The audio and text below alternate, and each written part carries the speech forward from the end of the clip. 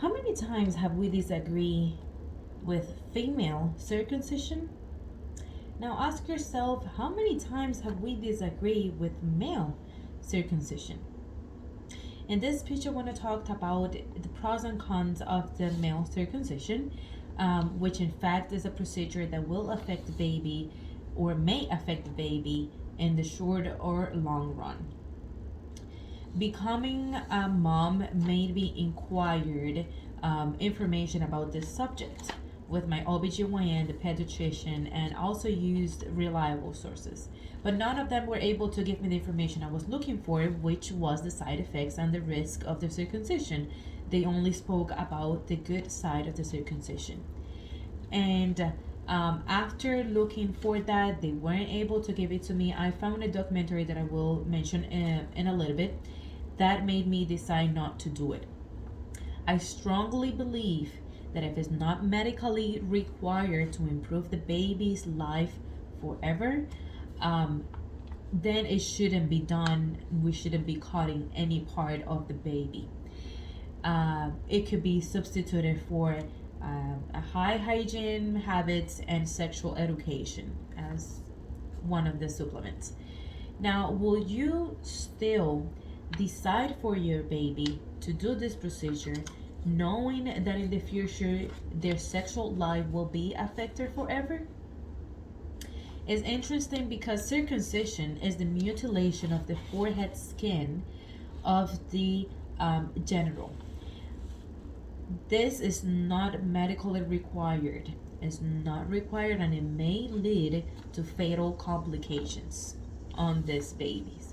I want to invite you to watch the documentary called American Circumcision, done in 2017. It has many evidence and studies done on babies and kids and grown men, that it actually affects your life. Is not, it is a dangerous procedure.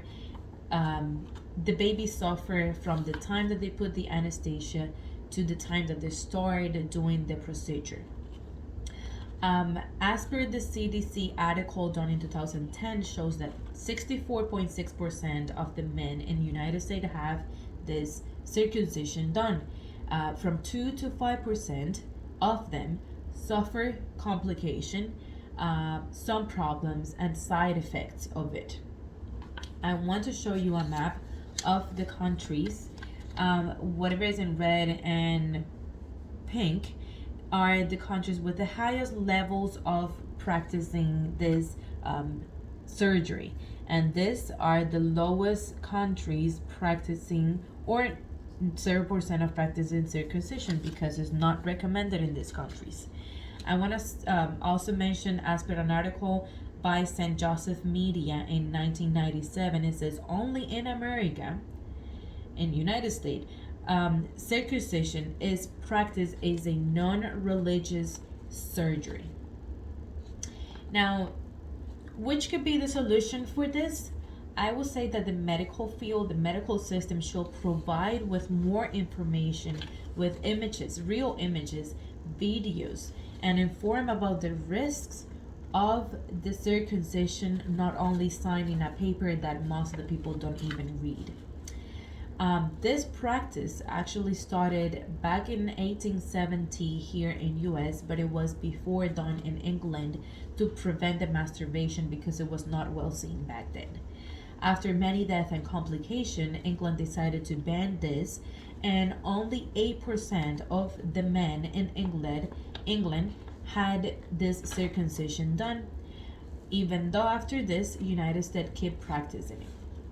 Some people will say that the circumcision is good because it will keep the area cleaner and will prevent sexual transmission disease. But the funny part about this is that if you don't have a circumcision, but you practice and you get sexual educated, and you practice a good hygiene every day, you will have exactly the same results, and you don't have to cut any part of a baby. My motivation during this doing this speech is to avoid complications in babies in their future, and give them the opportunity to have a better or normal life without being caught. Getting close to my conclusion, I want to share also, this is a screenshot of this documentary. This baby had anesthesia on already, and if you see the video, but here you can see it as well, the baby is crying of pain. And this other picture, I didn't show this until I looked for it on the documentary. This is the table where they place and tie the baby on their legs and arms to do the procedure. It's very concerning because if you see the video, you will realize of what I'm saying. Now, I will say that not until your child fall on that 2% to 5% of the babies with complications, you probably wouldn't know about this information and you wouldn't look for the risks. To conclude, I want to encourage the family to look for information. Here is a website, wholenetwork.org. You can sign papers that you don't agree with the circumcision. And my last thing to say is that it's their genitals and it's their decision. Thank you.